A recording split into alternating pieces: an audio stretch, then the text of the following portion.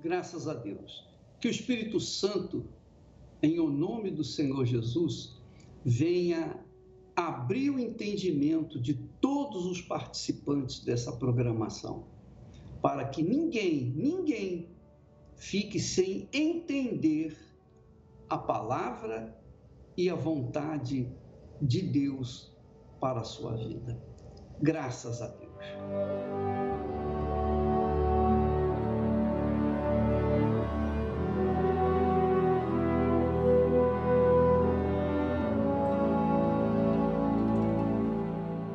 Onde estiver o seu tesouro, aí estará o seu coração. Onde estiver o vosso tesouro, aí estará também o vosso coração. Isso é extremamente glorioso, mas também mostra o outro lado, que aponta o porquê da perdição desse mundo. Por que esse mundo está sem rumo, como um barco sem leme, jogado pelo vento para um lado e para outro? Porque as pessoas não se têm dado conta de que elas só podem ser salvas, elas só podem herdar a vida eterna, elas só podem garantir a eternidade delas quando elas observam e aplicam a palavra de Deus em suas vidas. Jesus fala aqui que onde estiver o tesouro, estará também o coração. Então, se o tesouro está na mãe, no pai, no filho, na filha, no marido, no namorado, na noiva, se o tesouro estiver no carro, no automóvel, na sua casa, nos seus bens, seus patrimônios, no seu dinheiro, na sua capacidade intelectual, onde quer que o seu tesouro esteja, ali estará o seu coração. E se esse coração não encontrou ainda o altar de Deus, esse coração, com certeza, vai levar aquela criatura para o inferno sem direito à salvação. Porque a gente só pode herdar a vida eterna ou determinar a nossa vida eterna quando a gente está aqui no mundo. A Bíblia fala com clareza: aos homens está ordenado morrerem uma só vez, e depois disso vem o juízo. Então, quando a pessoa tem o seu coração no altar, ela tem a sua vida salva. Mas não pode, digamos assim, eu tenho meu coração no altar, eu já recebi o batismo com o Espírito Santo, agora eu vou curtir a vida. Não faça isso, porque o altar é o lugar do sacrifício, o altar é o lugar da entrega, o altar é o lugar de Deus. E quando se sai do altar, ainda que seja por um pouquinho, não existe férias do altar, não existe descanso do altar. No altar a gente tem que ficar 24 horas por dia pelo resto da eternidade. Então, quando a pessoa se acha, bom, agora eu tenho o Espírito Santo, agora eu vou curtir a vida, vai perder, porque vai descer do altar e vai entrar no reino do inferno e com certeza será tocada, será usada pelo diabo. Essa é uma grande realidade. E se você, por acaso, não tem levado a sério a palavra do Senhor Jesus, eu queria que você prestasse bastante atenção nesses versículos que falam sobre a importância do altar. Olha só, Jesus disse assim, ele fala sobre a dignidade. Quem é digno dele? Primeiro ele diz, quem ama o pai ou a mãe mais do que a mim, não é digno de mim. E quem ama o filho ou a filha mais do que a mim, não é digno de mim. Quer dizer que ninguém pode estar em primeiro lugar na vida da gente, a não ser o próprio Senhor Jesus. Isso é o altar. O altar exige exclusividade na prioridade. Ele é o primeiro. Ele é o primeiro. Não tem como fugir dele. Olha só. E quem não toma a sua cruz e não segue após mim, não é digno de mim. Não é digno de mim. E você verifica, por exemplo, quantos crentes, quantas pessoas que dizem crer em Deus têm vivido uma vida desperdiçada, desgraçada, uma vida infeliz. Por quê? Mas eu não vou na igreja, eu não faço as minhas ofertas, eu não sou dizimista, por que a minha vida não muda? Não muda porque Jesus não é o primeiro na sua vida. Ele não é a prioridade da sua vida. Você tem a casa, a família, o marido, o namorado, a esposa. Você tem tudo em primeiro lugar. O seu tesouro são essas pessoas, são as coisas do mundo, são as ofertas que o mundo oferece. Só que tudo que o mundo oferece para a gente é apenas por algumas décadas, e às vezes a pessoa não chega nem a ter 10 anos de idade, ela morre antes. Então, nós sabemos que tudo aqui nesta terra é passageiro, mas a alma não é passageira, ela permanece para toda a eternidade. Nós vimos esses dias que o coração é a alma, o coração é a alma é o coração. Então, Jesus disse, quem não toma a sua cruz e segue após mim, não é digno de mim. Ora, se não é digno de Jesus aqui na terra, vai ser digno lá no céu? Vai ser digno dele depois que morre? Não vai mesmo, não vai mesmo. Ele diz ainda, quem achar a sua vida, perdê-la-á. E quem perder a sua vida por mim, por amor de mim, achá-la-á. Então, esse é um fato. Ou você está no altar, ou você está fora do altar.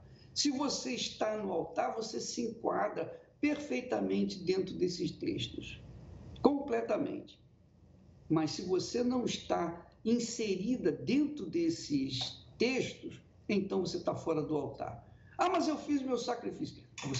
Você colocou oferta lá eu não diria altar, no palco, e não aconteceu nada, nem vai acontecer, porque você não colocou toda a sua vida. Quando a pessoa coloca toda a sua vida no altar, ela permanece no altar. Ela não sai fora do altar. Ela entra no altar, ela sobe no altar e não sai mais. Não sai mais. O corpo sai, mas a alma dela está ali permanentemente.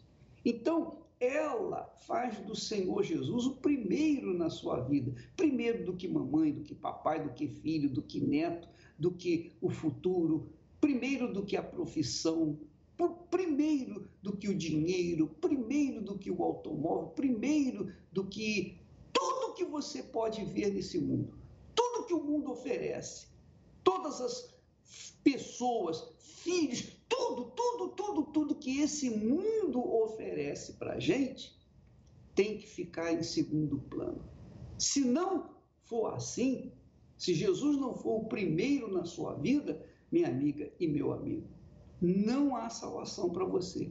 Se você não é digna dele aqui na terra, depois da morte que você vai ser, não tem jeito, não tem purgatório. Não existe purgatório. Ah, eu vou pegar todo o meu dinheiro, vou dar para a igreja, fazer missa, fazer orações, rezas, para garantir a minha salvação depois que eu morrer. Não tem jeito. Você pode colocar todos os seus bens, propriedades, você pode botar tudo o que você quiser lá para garantir a sua salvação, não vai acontecer nada.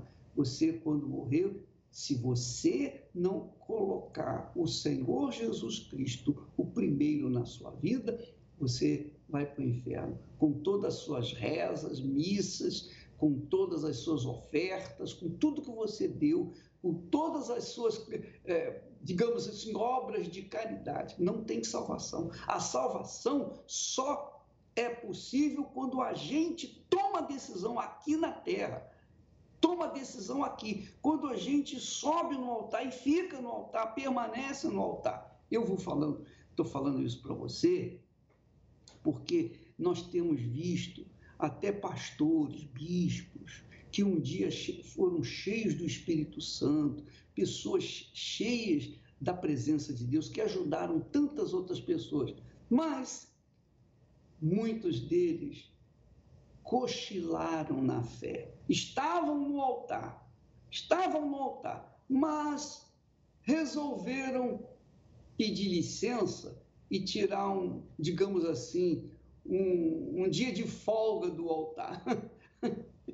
Você me desculpa fazer rir assim, mas é muito gozado. É triste, é tristíssimo, é cruel.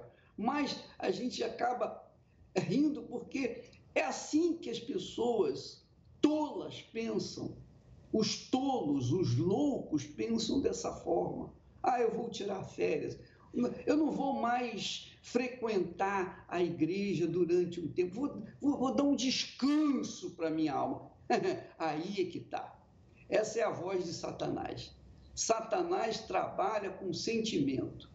Ele usa o coração humano para fazer a pessoa sentir vontade disso, sentir vontade daquilo que desagrada a Deus.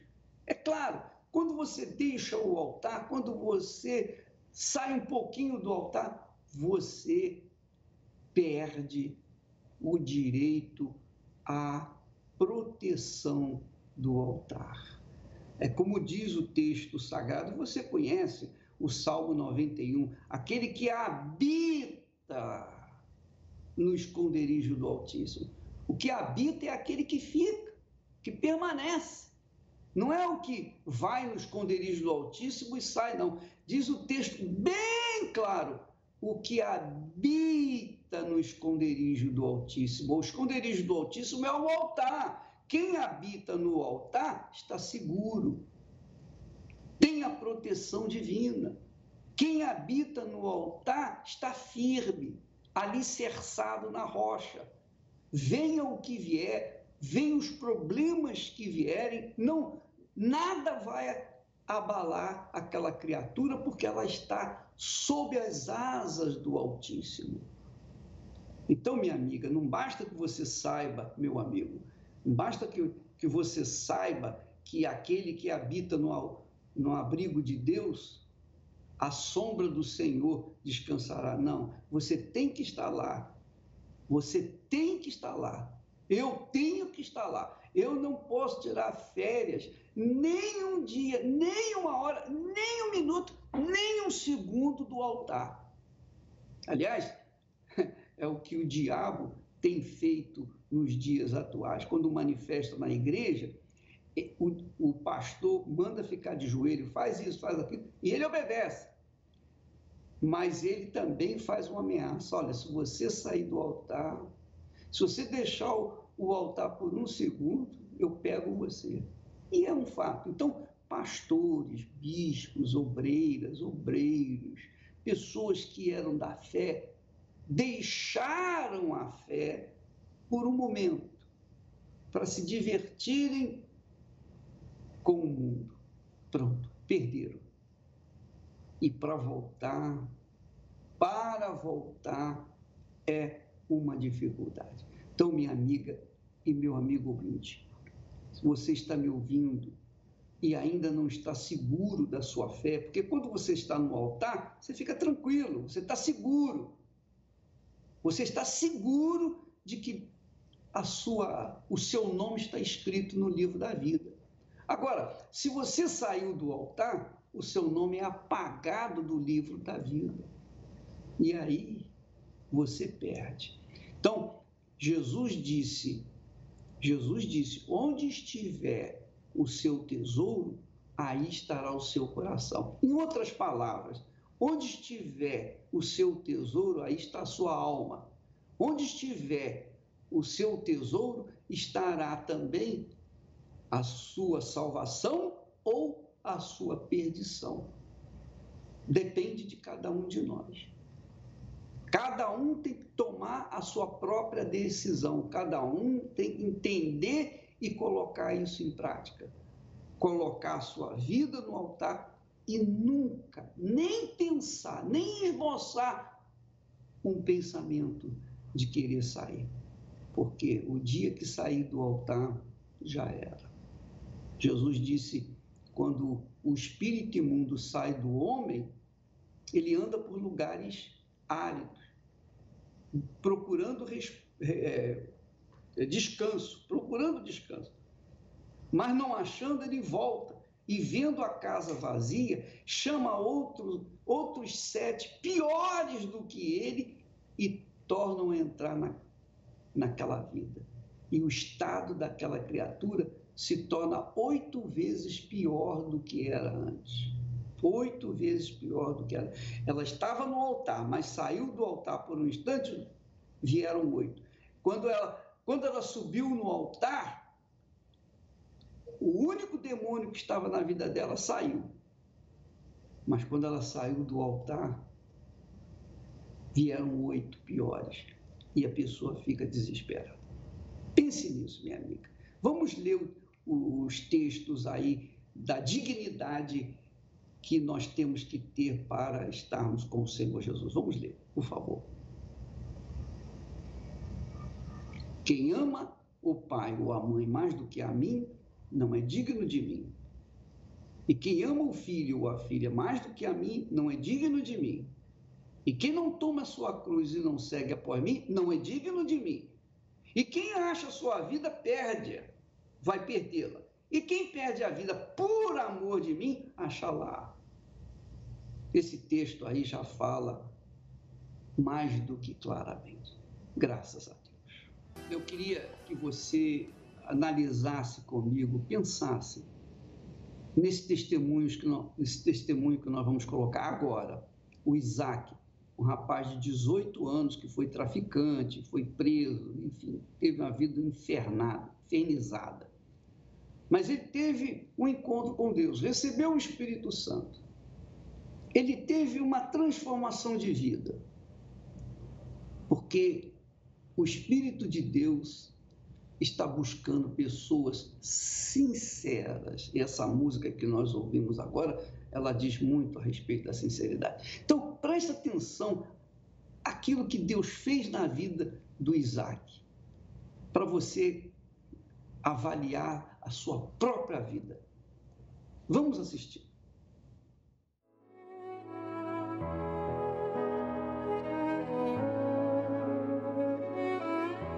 Meu nome é Isaac e eu nasci numa família destruída. Quando minha mãe estava grávida de mim, ela tinha 15 anos e o meu pai era traficante, tinha 30 anos. E ele era chefe de uma boca de fumo da onde eu morava. E a minha mãe também fazia pequenos furtos, assaltos e também traficava. E eu logo na barriga dela, ela já usava drogas comigo lá dentro. Logo depois do meu nascimento e mais 2 irmãos, ela começou a usar crack. Então ela nos deixava sozinhos dentro de casa. Ela não acompanhava a nossa infância, ela não cuidava direito, até por conta da droga. E o meu pai decidiu largar o crime para cuidar da gente, trabalhava e só voltava à noite. E os vizinhos, muitas das vezes comovidos com os choros da gente, na época eu com 2 para 3 anos, eles cuidavam da gente até um certo ponto que não deu mais. Eles chamaram conselho tutelar, na onde o meu pai e a minha mãe, sem condições, perderam a nossa guarda. não tinha referência de mãe. Meu pai, o que eu lembrava dele era o que os meus tias falavam, que era uma pessoa que usava drogas, até trabalhava, mas não tinha futuro nenhum, tinha estudo. Minha mãe, eu raramente via ela, era de 1 ano, aí depois 6 meses ela aparecia, depois 2 anos. Nisso eu fui morar com a minha avó. E ela sempre levando a gente, cuidando da gente ali na infância, mas mesmo assim ela não foi o suficiente porque eu acabei sofrendo um abuso. Quando eu tinha 10 anos, eu sofri um abuso por parte de um familiar, e aquilo ali foi mexendo com o meu psicológico de uma tal forma que eu queria machucar as pessoas. Eu via que aquilo ali me machucou, eu estava tão machucado que eu queria que as pessoas sentissem aquela dor que eu estava sentindo. Então, logo aos 12 anos, me apresentaram às drogas. Eu lembro até hoje da primeira vez que me ensinaram a usar drogas. E nisso eu fui tendo cada vez mais prazer. Chegou um momento que eu passei a morar com meu pai e por ele também estar naquela vida, a gente usava do mesmo cigarro de maconha. Até que eu conheci o tráfico, fui preso. Pela primeira vez, nós formamos uma quadrilha e partimos para um assalto. Nós cometemos, se eu não me engano, 2 ou 3 assaltos naquele mesmo dia. E à noite, sem esperar nem nada, a polícia invadiu o local onde a gente estava e eu, sem reação, acabei sendo preso. Fui reconhecido pelas vítimas aos 14 anos. Minha primeira passagem, um assalto à mão armada e formação de quadrilha. Pela primeira passagem, eu fiquei pouco tempo, mas logo depois que eu saí, eu já voltei com mais força. Ou eu entrar de cabeça naquele mundo ali, eu tinha prazer. Era prazeroso para mim. Qualquer lugar onde a gente estivesse, eu olhava, via que não tinha policiais ou pessoas que de repente poderiam intervir e eu pensava assim, poxa, aquele ali, ele tem um celular que me atrai.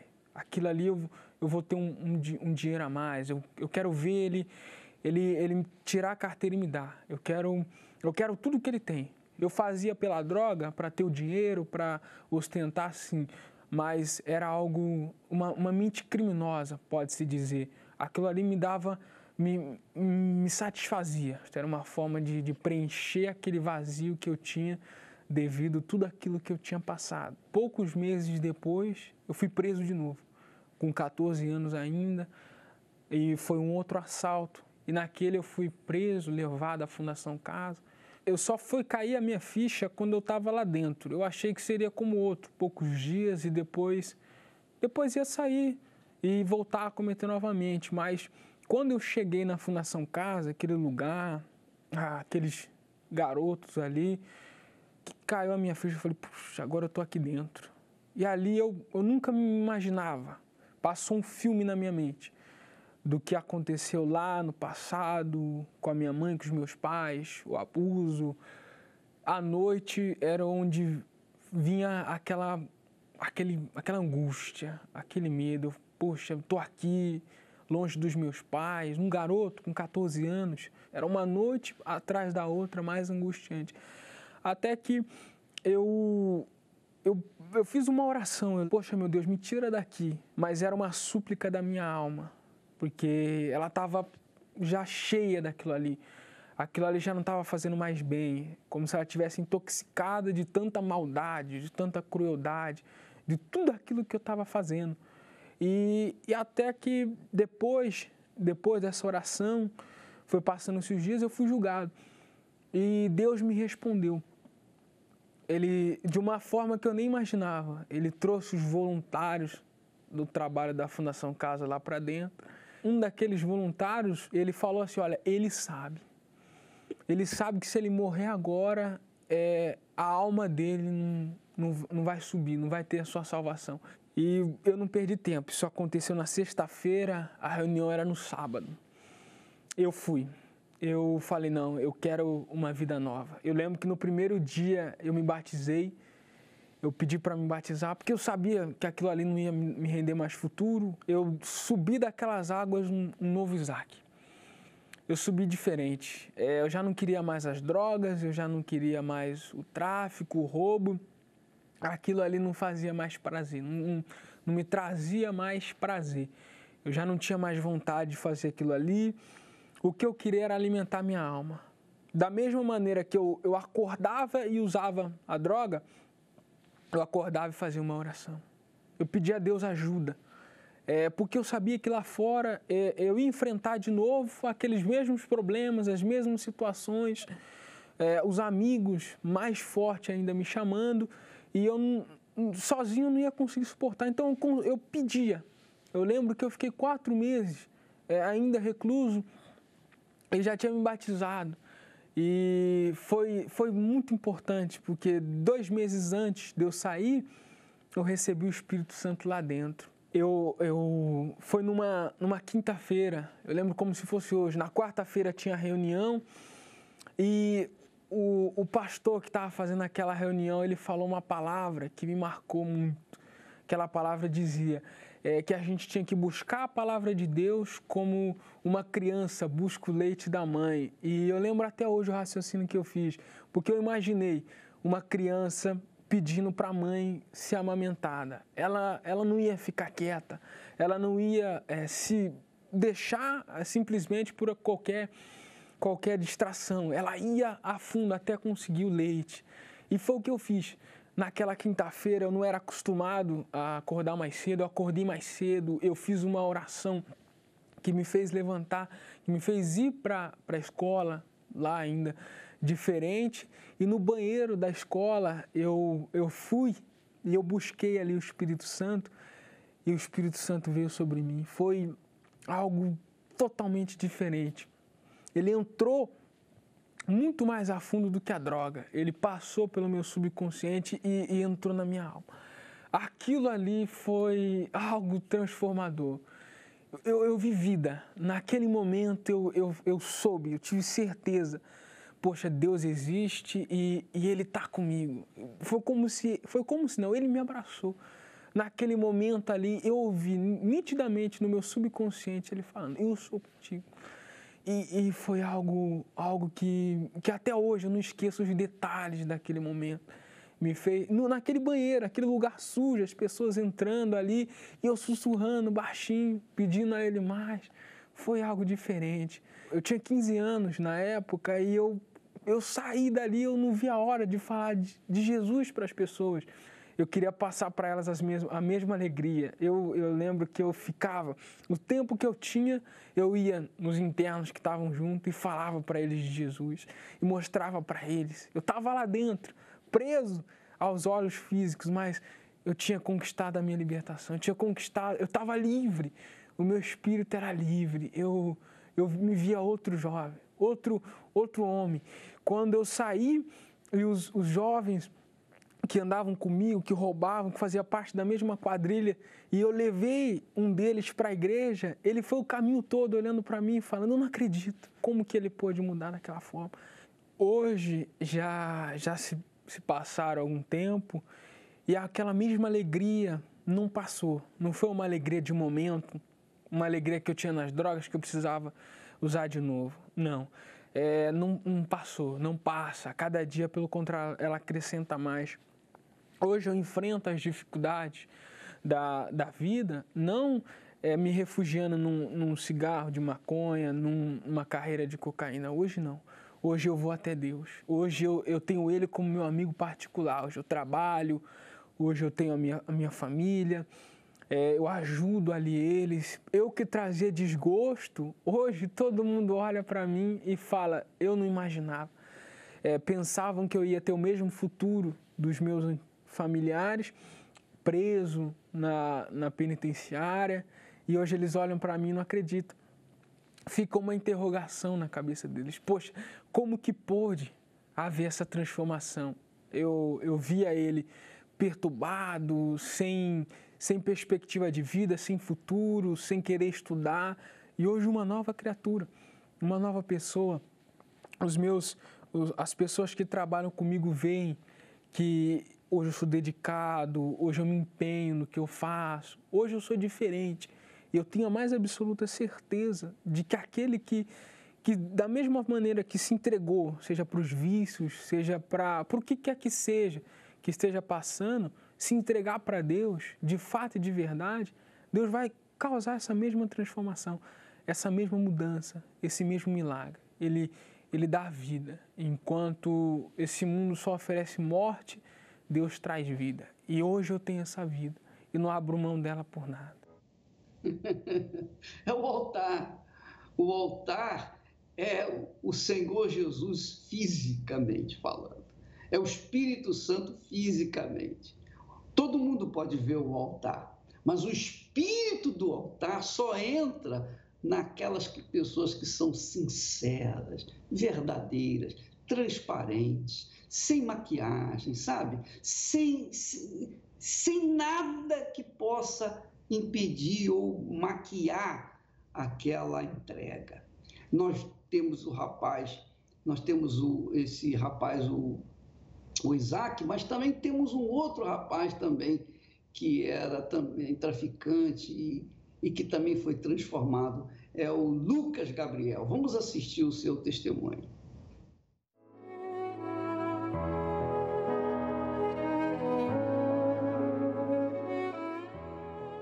Meu nome é Lucas Gabriel, tenho 23 anos e sou aqui de São Paulo. Com 1 ano de idade, eu perdi meu pai para o vírus da AIDS.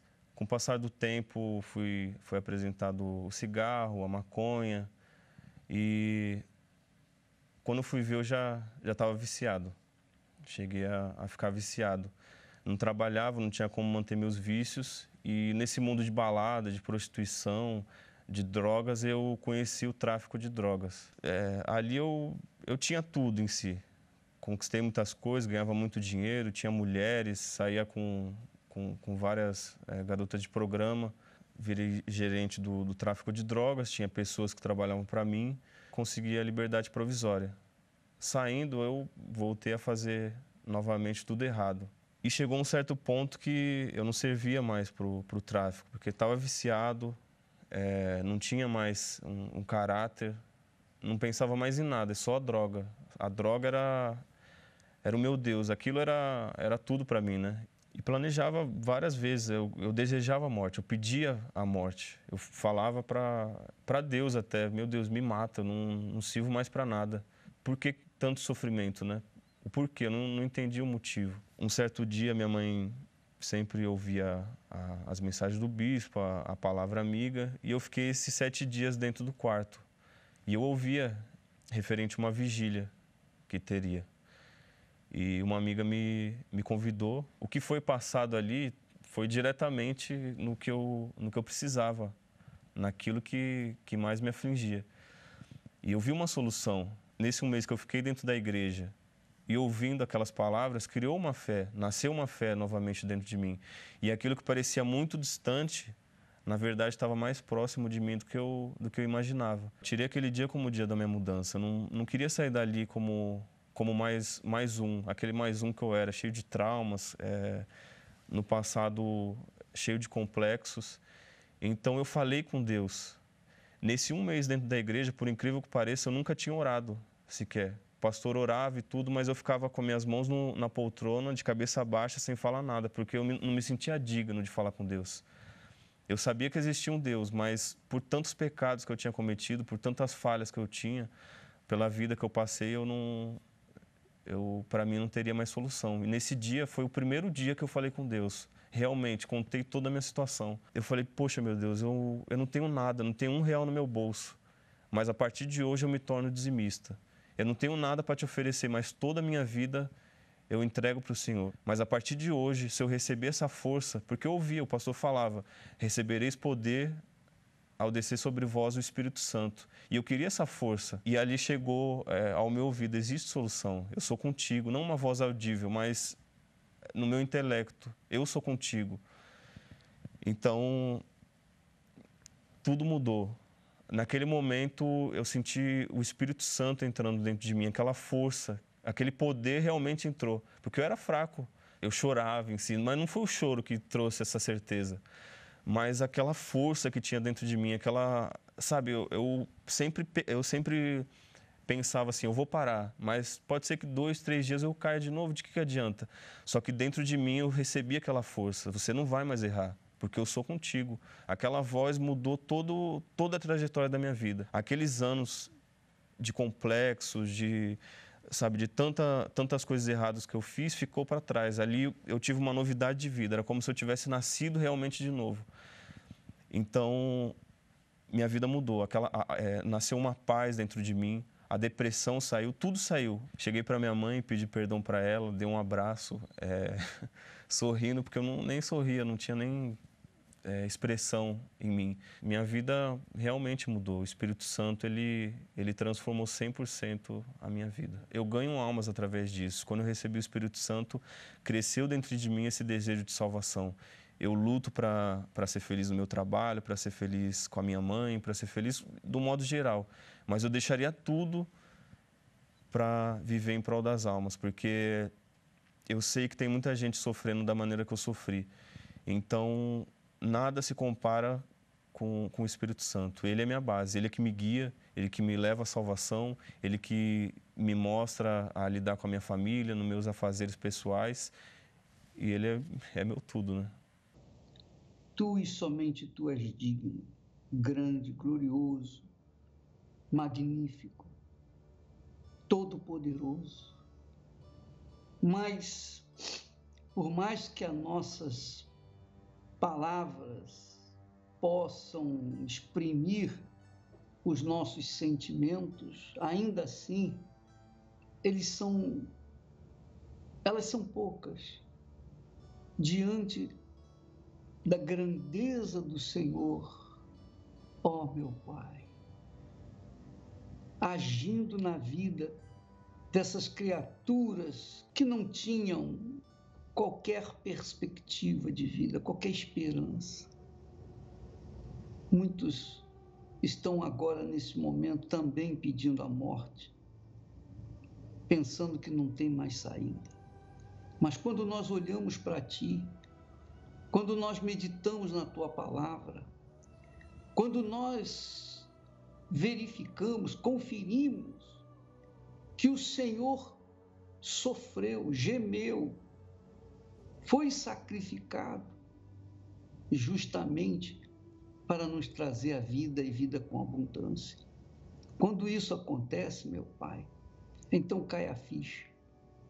E é exatamente o que eu quero te pedir por essa criatura que me ouve e está no desespero, seja com doenças, enfermidades, problemas familiares, problemas de drogas, pessoas que não querem mais viver, pessoas que estão marcadas por causa da pedofilia, do abuso sexual sofrido em infância. Ó Espírito Santo, o que o Senhor fez no passado, o que o Senhor fez na vida desse rapaz, do Isaac, como também desse menino, o Lucas, eu peço que o Senhor venha fazer na vida dessas pessoas que estão me ouvindo agora e estão desesperadas. Eu peço pelos que estão no fundo do poço. Eu peço por aqueles que estão gemendo, urrando. Revela o Senhor Jesus para elas. Mostra, apresente o Senhor Jesus para essas criaturas, meu Pai, agora mesmo. Cura os enfermos, liberta os cativos, sejam eles curados agora, sejam eles libertos agora do espírito da escravidão, do espírito deste mundo, para que então a Tua glória, meu Pai, seja manifestada na vida delas e haja então, meu Senhor, muito mais do que palavras para Te adorar, mas a própria vida da pessoa venha testemunhar de que o Teu Espírito está ali. Eu te peço por todo o Teu povo e que o Senhor abençoe esta copa com água para que ela venha sentir-se verdadeiramente liberta em nome do Senhor Jesus. E quem crê, diga amém e graças a Deus.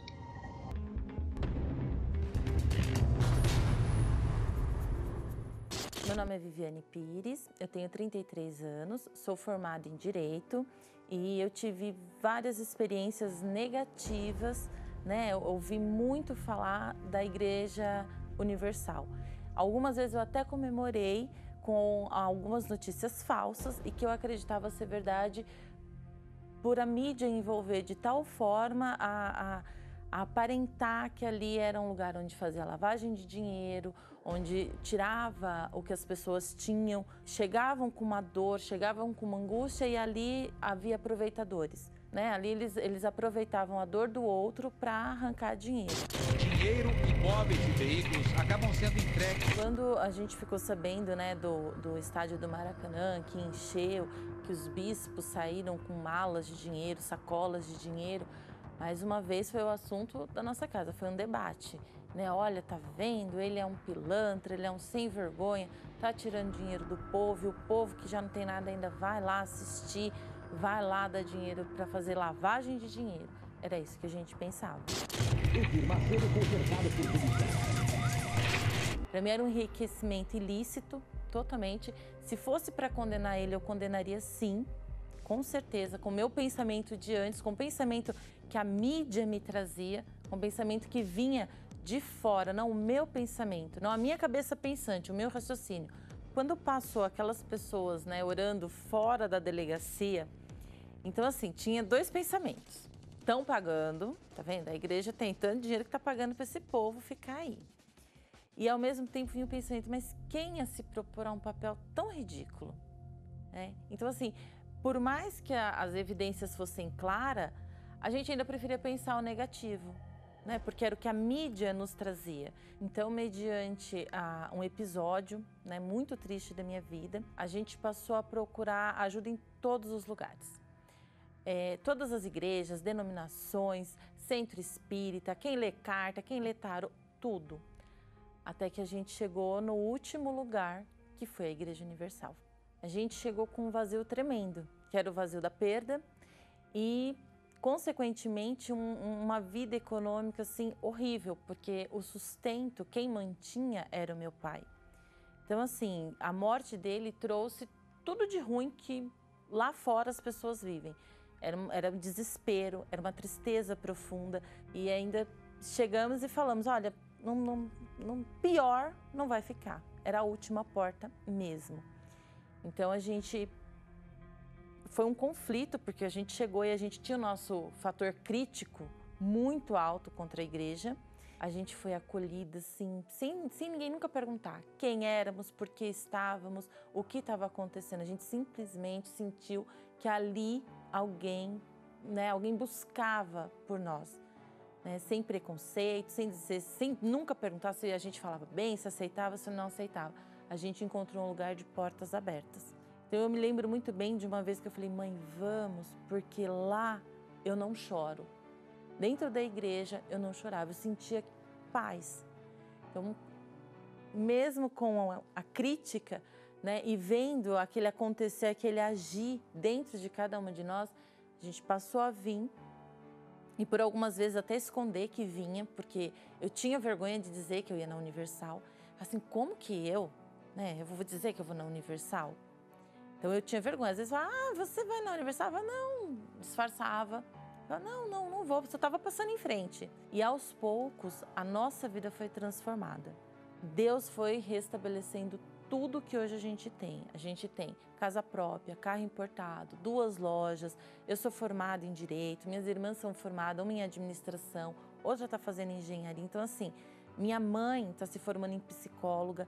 Hoje a vida é outra. Hoje eu tenho vergonha de um dia ter falado mal da igreja.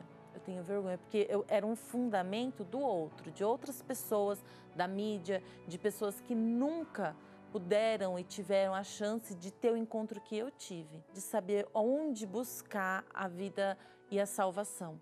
E hoje, né, depois de tudo que passamos, depois de tudo que aconteceu, hoje eu tenho outra cabeça, outras ideias, eu vou pelo meu pensamento e eu desafio você, que muitas vezes estava no papel que eu estive. No fundo, você muitas vezes vive de aparência, mas por dentro você não é aquilo e você sofre muito. Eu desafio você a vir e tirar com os seus olhos uma conclusão. Se você vier e nada mudar, não volte. Faça como eu fiz, se não mudasse eu não voltava. E nem estaria colocando a minha cara aqui para falar para você. Aqui a vida muda, aqui você pode encontrar como viver e viver de verdade. Sem mentira, sem engano, sem dor, sem um vazio imenso. Então eu desafio você que está aí querendo morrer, querendo que o mundo acabe, querendo que tudo desapareça da sua vida, sem ter um caminho a seguir. Eu te convido, vem aqui. Se nada acontecer, não volta mais. Quem vê meus olhos não sabe as lágrimas que derramei. Quem vê meus pés não sabe os espinhos que pisei. Se ouvir minha voz, não sabe as vezes que eu me calei pra não sofrer. Quem vê minhas mãos não sabe as batalhas que travei e o meu sorriso que muitas vezes eu disfarcei. Por fora um livro com as marcas que a vida escreveu.